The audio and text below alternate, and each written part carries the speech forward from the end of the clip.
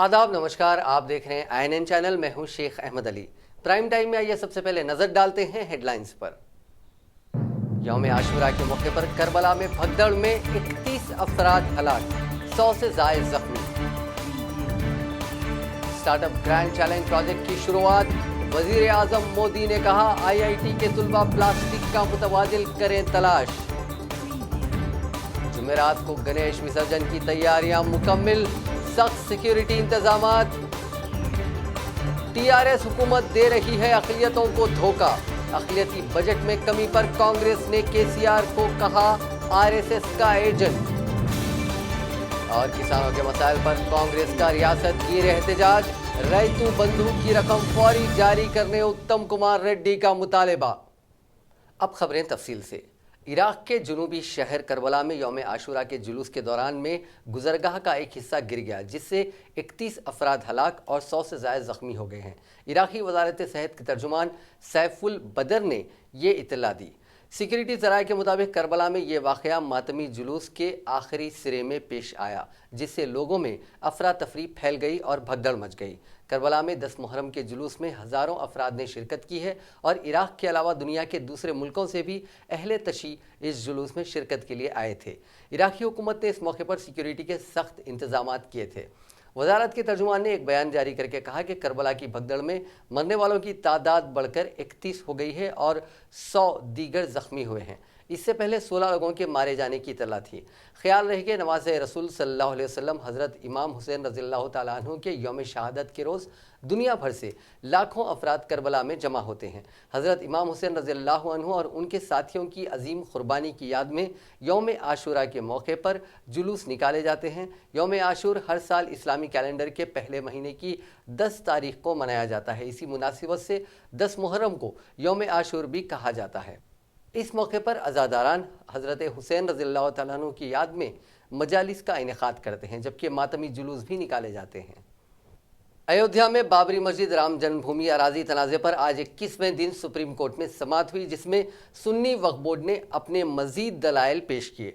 Chief justice Ranjan Gogoi, justice एस.ए. Bobde, justice D.Y.. Chandrachud, justice Ashok के भूषण और justice S. Abdul Nazeer की आईनी बेंच के सामने सुन्नी वक्फ बोर्ड के वकील राजीव धवन ने हिंदू फरीक के उस दावे पर सवाल उठाते हुए कहा कि क्या रामलल्ला विराजमान कह सकते हैं कि वो इस ज़मीन पर मालिकाना हक उनका है?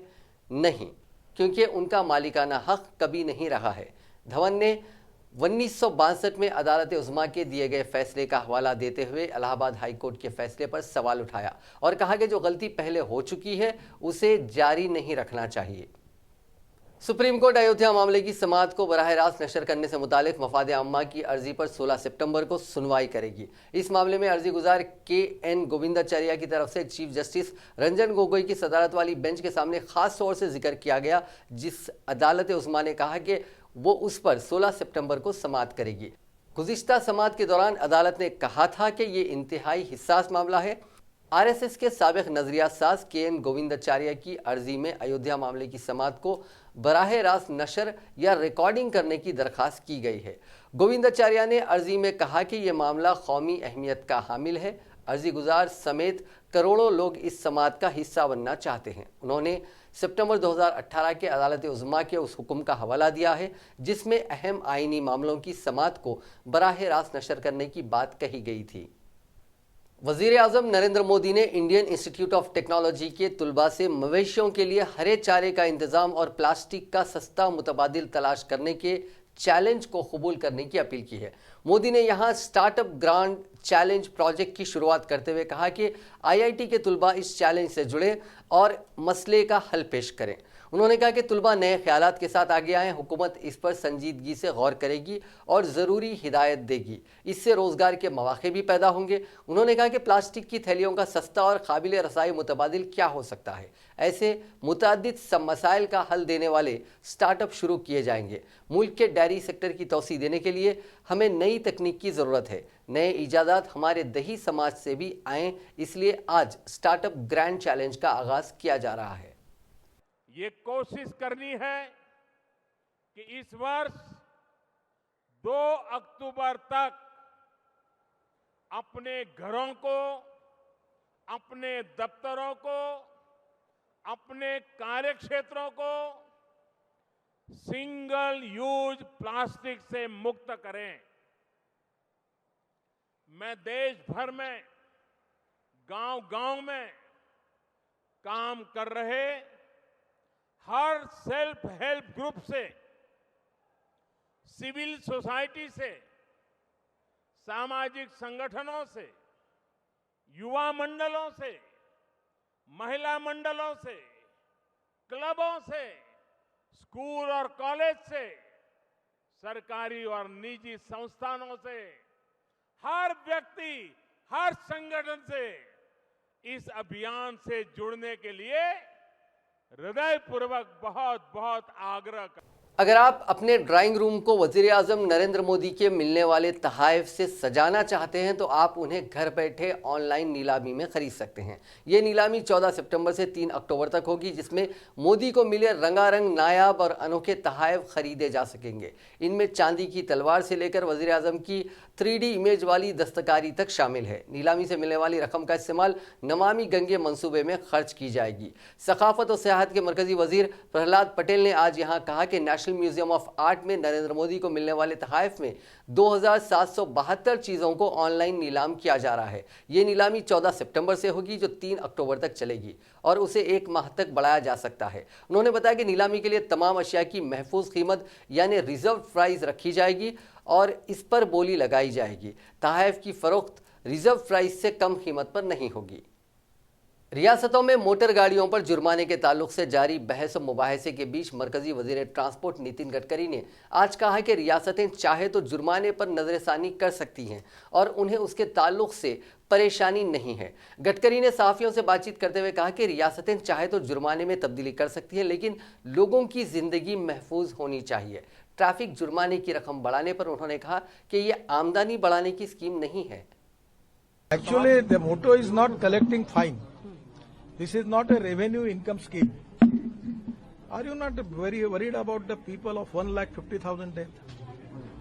If the state government want to reduce this, is it not true that the people neither recognize the law, neither any fear about the law? So 30 years before the cost of 100 rupees, as presently, what is the cost it come? You can find out. So actually the spirit of not increasing revenue is not a motion, not an agenda for that. The agenda is how we can save the life of the people. And if you can obey the law, there will be no income on as far as the revenue is concerned. Everyone will obey the law. Unnao rape मामले में मुलजिम रुकने assembly Kuldeep Singh Sengar को चारशंबे के रोज AIIMS लाया गया, जहां उसका बयान दर्ज कराया गया। सेंगर के साथ ही मुलजिम शशि सिंह को भी लाया गया। इसके साथ ही अदालत में रेप मुतासिरा का भी बयान बंद कमरे में दर्ज कराया गया।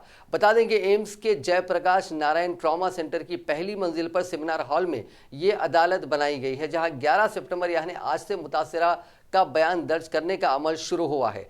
जिला जज धर्मेश शर्मा भी अदालत में बयान दर्ज करने के लिए सुबह 11 बजे पहुंच चुके थे। दिल्ली हाईकोर्ट के हुक्म के मुताबिक इस बात का पूरा इंतजाम किया गया कि मुलजिम रुकने असेंबली और रेप मुतासिरा का आमना सामना न हो। उन्नाव रेप मुतासिरा का बयान दर्ज करने का अमल बंद कमरे में हुआ।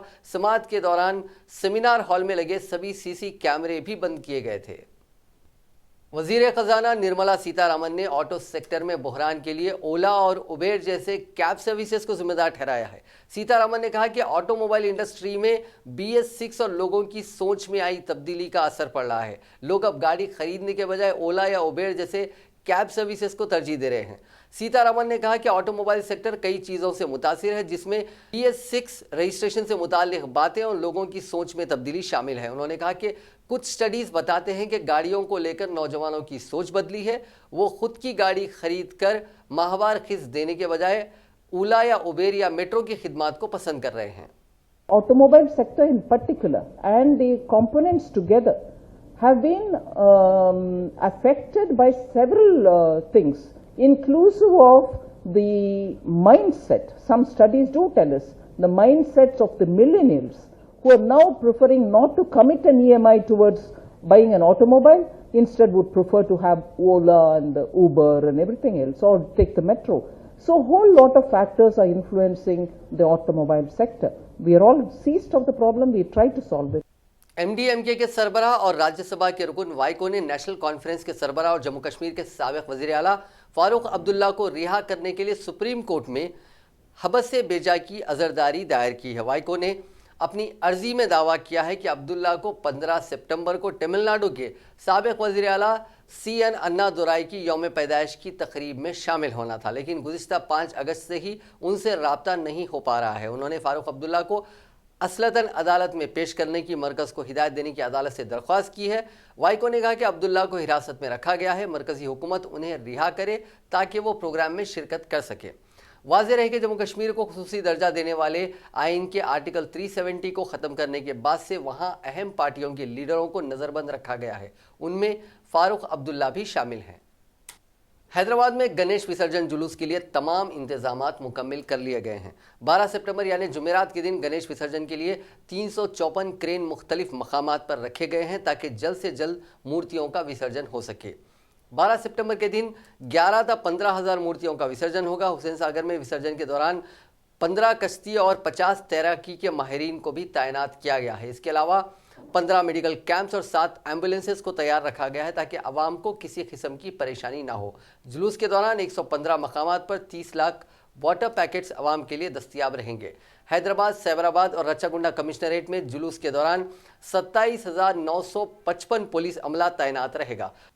जुलूस को पुरअमन बनाने के लिए इक़दाम किए गए हैं। पुलिस के आला ओहदेदार जुलूस पर कड़ी नज़र रखे हुए हैं।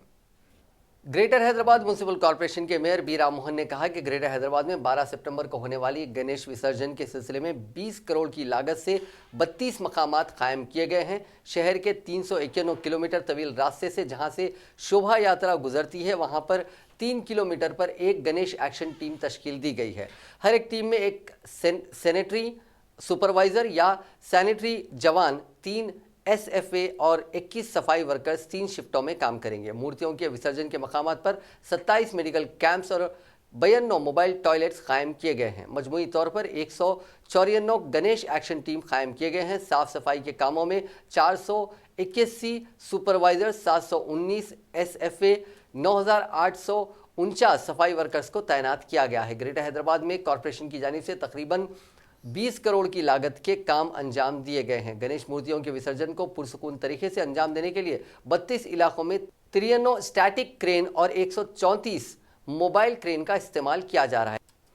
ग्रेटर हैदराबाद म्युनिसिपल कॉरपोरेशन के अलावा अजला, हैदराबाद, मेडचल और रंगारेड्डी में 12 सितंबर यानी जुमेरात को गणेश विसर्जन के पेश नज़र हुकूमत ने सरकारी तातील का ऐलान किया है। इस सिलसिले में हुकूमत ने अहकाम जारी कर दिए हैं, जिसमें कहा गया है कि 14 सितंबर को यानी सेकेंड सैटरडे काम का दिन होगा।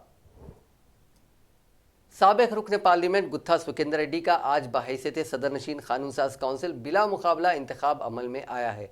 नायब सदरनशीन काउंसिल N विद्यासागर राव ने सुखेंद्र रेड्डी के बिला मुकाबला इंतखाब का ऐलान किया, जिन्हें हुक्मरान तेलंगाना राष्ट्र समिति, कुल हिंद मजलिस इत्तेहादुल मुस्लिमीन और दूसरों की तायद हासिल थी।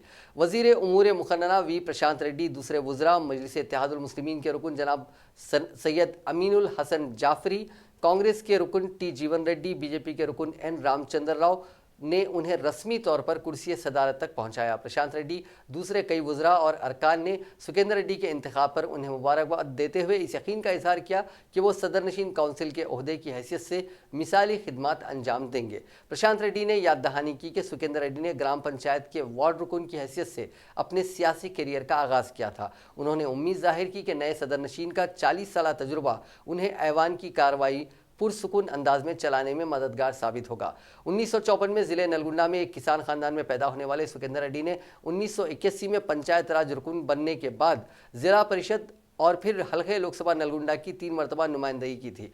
वजीर बल्दी नज़्म KTR ने कहा कि सुखेंद्र रेड्डी उन कायदीन में शामिल हैं जिन्होंने जिले नलगुंडा में पीने के पानी में फ्लोराइड के खात्मे के लिए जद्दोजहद की थी। जीवन रेड्डी ने कहा कि सुखेंद्र रेड्डी एक ऐसे शख्स हैं जिनका कोई दुश्मन नहीं है। हैदराबाद में अमेरिकी कौंसल जनरल जोएल रेफमैन ने वजीर सनत KT रामाराव से मुलाकात की। कौंसल जनरल ने दोबारा वजीर बनने पर उन्हें मुबारकबाद पेश की। KTR ने हैदराबाद में मौजूदा अमेरिकी सरमायाकारी और मुस्तकबिल में सरमायाकारी के मौके पर तबादला ख्याल किया। KTR ने शहर के तरक्याती मनसूबों को मुल्क के दूसरे मेट्रो शहरों के बरक्स करार दिया। वाज़ेह है कि साबिक कौंसल जनरल कैथरीन की मुंतकली के बाद जोएल रेफमैन नए काउंसिल जनरल की हैसियत से फ़राइज़ संभाल रहे हैं। इस मौके पर वुज़रा प्रशांत रेड्डी और सत्यवती राठौड़ भी इस मीटिंग में मौजूद थे।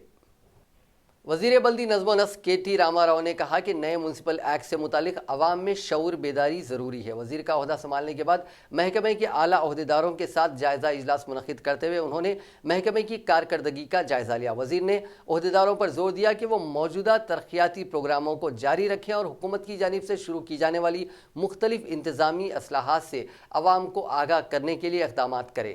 ख़ास तौर पर हुकूमत ने नाफिज करदा बल्दियाती क़ानून की सहूलियात को अवाम को समझाना चाहिए। जब अवाम मकासद को समझ जाएंगे तभी ओहदेदार को जवाबदा बनाया जाएगा।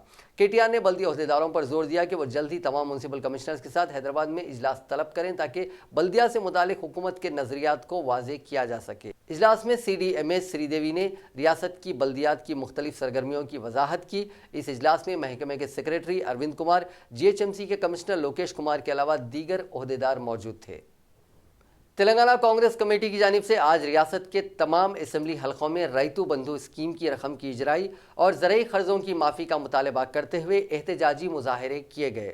हुजूरनगर असम्बली हलके में PCC सदर व रुकन पार्लियामेंट नलगुंडा उत्तम कुमार रेड्डी ने इस प्रोग्राम में हिस्सा लिया। इस मौके पर खिताब करते हुए उत्तम कुमार रेड्डी ने कहा कि हालिया दिनों में तोसी हुई काबीना में मादिगा तबके को नज़रअंदाज कर दिया गया है। रियासत में 40 लाख से ज़्यादा अफराद मादिगा तबके से ताल्लुक़ रखते हैं, लेकिन काबीना में उन्हें नुमाइंदगी नहीं दी गई। उन्होंने चीफ मिनिस्टर चंद्रशेखर राव से इस खुसूस में अवाम से वजाहत करने का मुतालबा किया।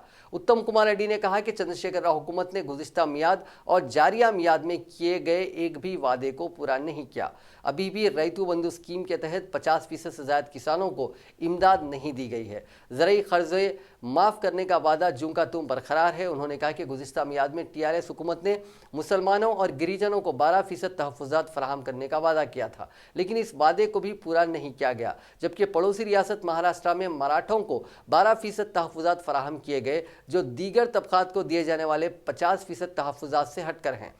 उन्होंने कहा कि चीफ मिनिस्टर चंद्रशेखर राव ने असम्बली और काउंसिल में तहफ़्फ़ुज़ात से मुताल्लिक़ क़रारदाद मंजूर करते हुए मुसलमानों और गिरिजनों को धोखा दिया है। इसके अलावा असम्बली में तहफ़्फ़ुज़ात पर बयान देते हुए इस बात का इंकशाफ किया था कि वज़ीर आज़म नरेंद्र मोदी तहफ़्फ़ुज़ात फराहम करने के हक़ में हैं, लेकिन आज तक तहफ़्फ़ुज़ात के वादे को पूरा नहीं किया गया। उत्तम कुमार रेड्डी ने कहा कि हुजूरनगर असम्बली हल्के में आने वाले ज़मीनी इंतखाबात में कांग्रेस की कामयाबी यकीनी है। उन इंतखाबात में ये पता चल जाएगा कि हल्के की तरक्की के लिए कौन सी हुकूमत ने काम किया था। పోలీసులకు కూడా చెప్తున్నా, అందరు అధికారులకు చెప్తున్నాం, మీరు చట్టం ధర్మం న్యాయం ప్రకారం వ్యవహరించండి. ఎవరికో తప్పులుగా వ్యవహరిస్తే మేము సహించబోము.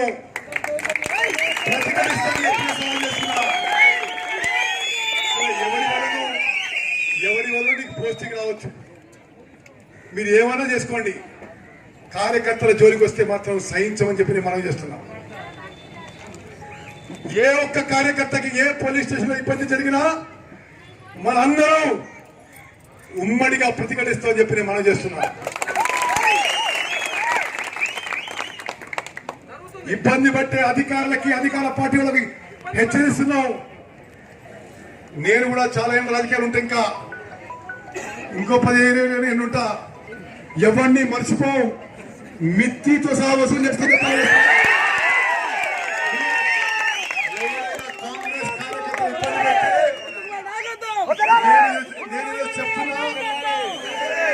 కాంగ్రెస్ కార్యకర్తలని అనవసరంగా ఇబ్బంది పెడితే మీ అంతు చూస్తూ చెప్పి మనం చేస్తున్నాం. మీరు చెంచాగిరి చేసుకోండి, ఏమైనా చేసుకోండి, కానీ మీరు అక్రమ కేసులు పెట్టి కాంగ్రెస్ పార్టీ కార్యకర్తలు ఇబ్బంది పెడుతుంటే మాత్రం సహించేది లేదు.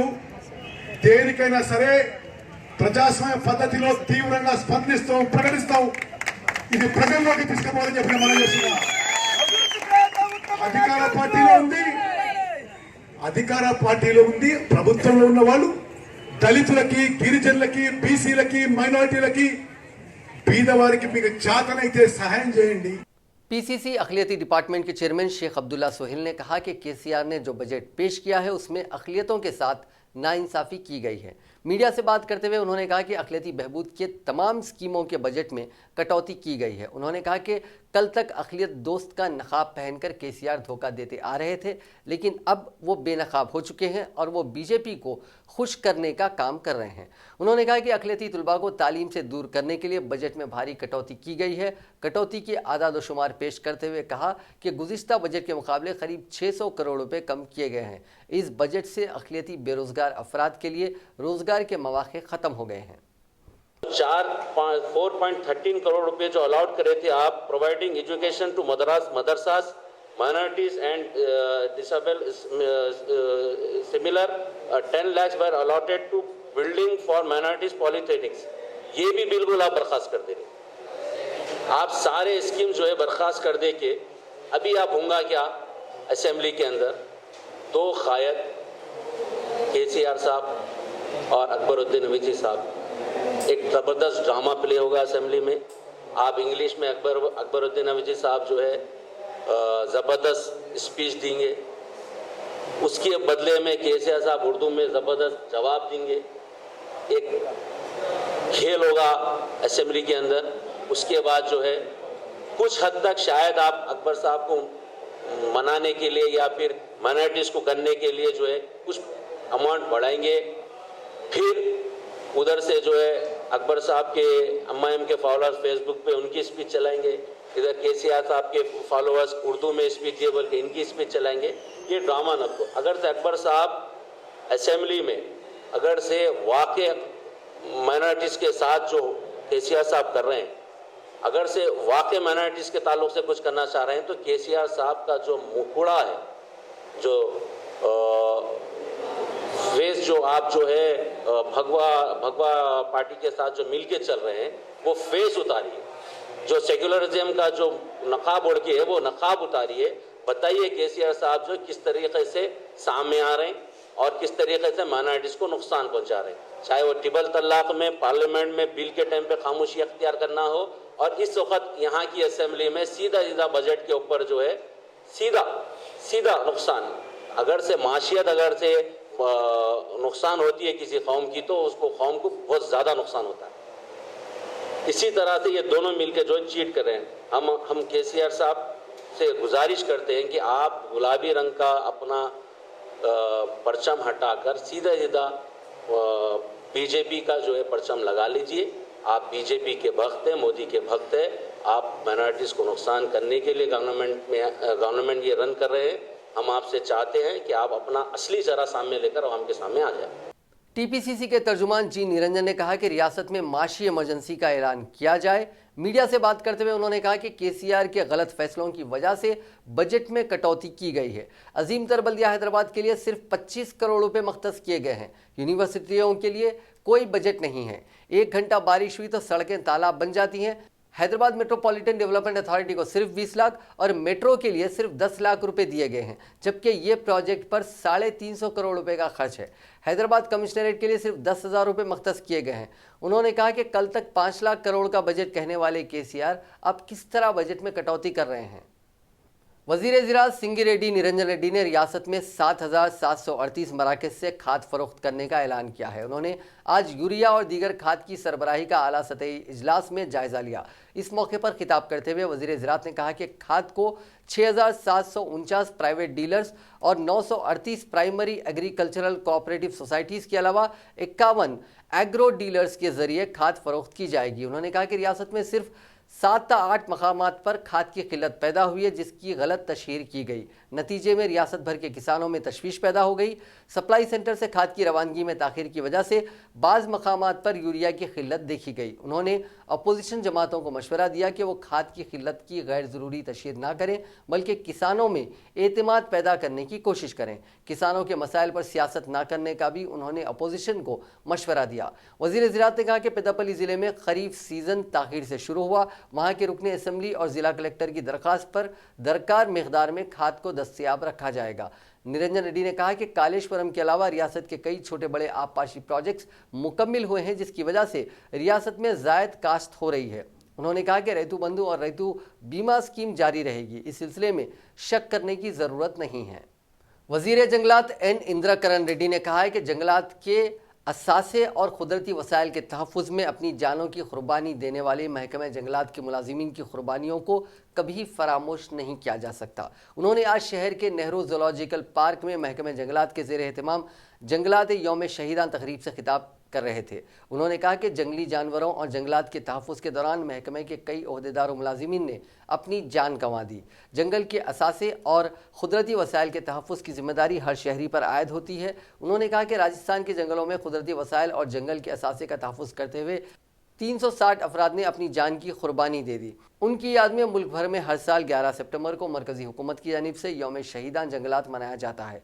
वज़ीर जंगलात ने कहा कि तेलंगाना में साल 1984 से लेकर अब तक 21 अफराद ने अपनी जान की कुर्बानी दी। उन्होंने कहा कि जंगलात के तहफ़्फ़ुज़ के लिए रियासती हुकूमत कई इक़दाम कर रही है। रियासत में माहौलियात को बेहतर बनाने के लिए जंगलाती इलाके में इजाफा करने के इक़दाम किए जा रहे हैं। इसके एक हिस्से के तौर पर हरीता हरम प्रोग्राम के तहत 230 करोड़ पौधों को लगाने का निशाना मुकर्रर किया गया है।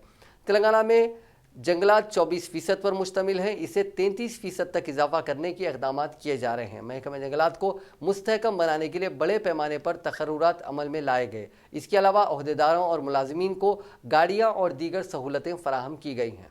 इस मौके पर principal chief conservator forest R Shobha और दूसरे मौजूद थे। तेलंगाना आरटीसी मुलाजिमीन ने 25 सितंबर के बाद किसी भी वक्त हड़ताल पर जाने की धमकी देते हुए इंचार्ज एमडी सुनील शर्मा को नोटिस दी है। टीएमयू तंजीम के जिम्मेदार ने बताया कि आरटीसी को हुकूमत में जम किया जाए और उनकी तनख्वाहों पर नजरसानी की जाए। पीआरसी के बकायाजात को यकीनी बनाया जाए। इसके अलावा मखलूआत जायदादों पर तकर्रुरात करें। तकर्रुरात ना करने की वजह से दीगर मुलाजिमीन पर काम का बोझ पड़ रहा है। इसके अलावा दीगर मसाइल की यकसोई की जाए। इस सिलसिले में तंजीम के जिम्मेदार ने वजीर ट्रांसपोर्ट से भी मुलाकात करते हुए मसाइल से वाकिफ करवाया, जिस पर वजीर ने तयक़ुन दिया कि वो इस सिलसिले में वजीर आला से बात करते हुए मसाइल की यकसोई को यकीनी बनाने के इक़दाम करेंगे। वाज़ेह रहे कि दीगर मुलाजिमीन तंजीमों ने पहले ही हड़ताल की नोटिस दे दी है। सदर तेलुगु देशम पार्टी एन चंद्रबाबू नायडू को आज उस वक्त उंदावली में वाक़ उनके मकान से बाहर निकलने नहीं दिया गया जब वो चलो आत्मकूर के एक हिस्से के तौर पर आत्मकूर जाने की कोशिश कर रहे थे। चंद देहातियों के ज़बरदस्ती तखलिए के खिलाफ तेलुगु देशम पार्टी ने एहतजाज का ऐलान किया था। Director general of police Andhra Pradesh D Gautam सवांग ने एक बयान जारी करते हुए कहा कि चंद्रबाबू नायडू को एहतियाती तौर पर हिरासत में लिया गया है क्योंकि उनकी हरकतों से ज़िले गुंटूर के मौजू पालानाडु में लॉ एंड ऑर्डर के मसाइल और कशीदगी पैदा होने का अंदेशा था। पुलिस की भारी जमीयत बशमुल कई deputy superintendent police Telugu Desam सरबराह की रिहाइशगाह के करीब सुबह ही पहुंच गए थे और रिहाइशगाह की गेट्स को रस्सियों से बांध दिया गया ताकि उन्हें बाहर आने से रोका जा सके। साबिक चीफ मिनिस्टर ने मकान के अहाते में मीडिया के नुमाइंदों से बात करते हुए पुलिस की कार्रवाई को जुल्म करार दिया और कहा कि ऐसी मिसाल तारीख में नहीं मिलती। उन्होंने कहा कि उनकी पार्टी के कई कायदीन बशमूल अरकान पार्लियामेंट और अरकान असम्बली को मुख्तलिफ मकामात पर हिरासत में ले लिया गया और कई कायदीन को घरों पर नज़रबंद रखा गया है। उन्होंने रिमार्क किया कि इससे chief minister YS Jagan Mohan Reddy का खौफ जाहिर होता है। कायदे अपोजिशन ने ऐलान किया कि वो अपना एहतजाज ख़त्म नहीं करेंगे और जब कभी पुलिस इजाज़त देगी वो आत्मकूर का दौरा करेंगे। हिंदुस्तान की सीनियर फुटबॉल टीम ने तारीखी खेल का मुजाहरा करते हुए एशियन चैंपियन कतर को यहां जासिम बिन हमाद स्टेडियम में खेले गए फीफा आलमी कप कतर 2022 के दूसरे ग्रुप ई मैच और AFC एशियन कप चीन के मुश्तरका क्वालिफायर मुकाबले में बगैर गोल के ड्रॉ पर रोककर सभी को हैरत में डाल दिया। दोहा में हुए मुकाबले में हिंदुस्तानी टीम ने शानदार कारकर्दगी पेश करते हुए मजबूत टीम को गोल करने का कोई मौका नहीं दिया और मैच मुकर्ररा वक्त में बगैर किसी गोल के ड्रॉ पर खत्म हुआ। फीफा रैंकिंग में 62वें नंबर की टीम कतर और 103वें रैंकिंग की हिंदुस्तानी टीम के दरमियान इस मुकाबले में हालांकि एशियन चैंपियन टीम का ही दबदबा माना जा रहा था। नाजरीन, आखिर में एक बार फिर से नजर डालते हैं हेडलाइंस पर। यौम आशुरा के मौके पर करबला में भगदड़ में 31 अफराद हलाक, 100 से जायद जख्मी। स्टार्टअप ग्रैंड चैलेंज प्रोजेक्ट की शुरुआत, वजीर आजम मोदी ने कहा IIT के तुलबा प्लास्टिक का मुतबादिल करें तलाश। जुमेरात को गणेश विसर्जन की तैयारियां मुकम्मिल, सख्त सिक्योरिटी इंतजामात। TRS हुकूमत दे रही है अक़लियतों को धोखा, अक़लियती बजट में कमी पर कांग्रेस ने KCR को कहा RSS का एजेंट। और किसानों के मसाइल पर कांग्रेस का रियासत गिर एहतजाज, रैतु बंधु की रकम फौरी जारी करने उत्तम कुमार रेड्डी का मुतालबा। नाजरीन, आज के प्राइम टाइम में बस इतना ही। देखते रहिए INN चैनल।